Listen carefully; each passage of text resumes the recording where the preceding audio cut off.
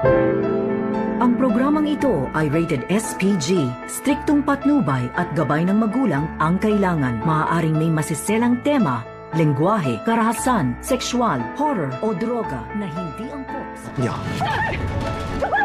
Where do you think she got her guts? From me. Narito na nga ang ating mga karagdagan na abangan mamaya sa abot kamay na pangarap.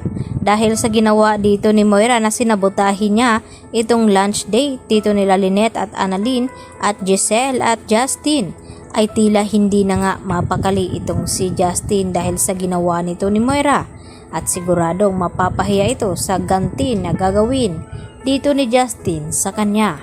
At dahil nahulaan na nga dito ni Lynette kung sino nga ang gumawa nito dahil sa words na kabet, ay dahil dito lumabas itong sina Lynette at Giselle, kaya nakita nila itong si Moira na nasa labas na nakamasid sa kanila.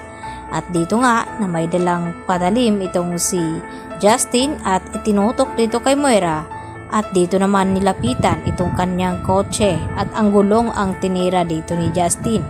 At hindi nga makapaniwala itong sina Lynette at Giselle at Annalyn sa kanilang nakita na tila nakahanap nga ng katapat itong si Moira at ito na ngang si Justin. At mas malala pa nga ang ugali nito kaysa kay Giselle. Samantala, dito naman na sinabi ni Doc Lyndon Javier kay Annalyn na papaano daw kapag involved itong si Zoe sa nangyaring kidnapping dito kay Don Pepe.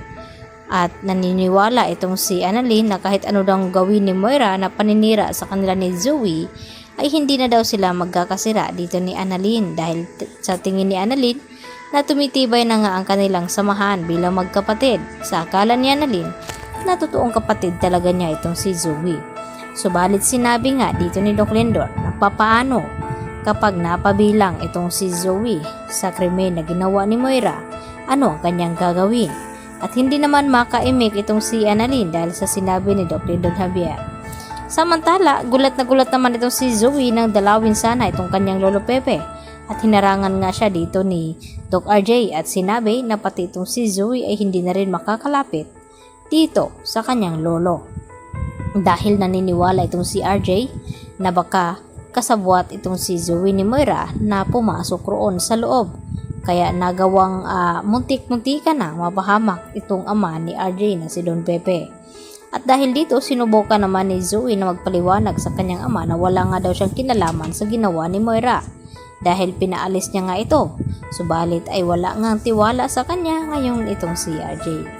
Samantala, ngayon nga natukoy na nga ngayon nila Giselle at ni RJ kung sino ang nagmamay-ari ng sasakyan na nakita nila sa CCTV footage, ay talaga namang makapagsalita na nga ba itong si Nerissa sa kanila dahil natakot nga itong si Nerissa nang sabihin ni Moira na kasabwat na rin siya dito at damay na sa kanilang ginawa dahil sa tulong na ginawa nga daw dito ni Nerissa sa kanila. At ito na nga yung kotse na pinahiram ni Nerissa dito nga kay Moira, at ngayon nakumpirma na nga ito ni Giselle kaya agad na pinuntahan nila itong bahay ni Nerissa at pinadampot ito at nagulat itong si Nerissa na kung ano daw ang kanyang kaso na kung bakit pinadampot siya dito ni Giselle.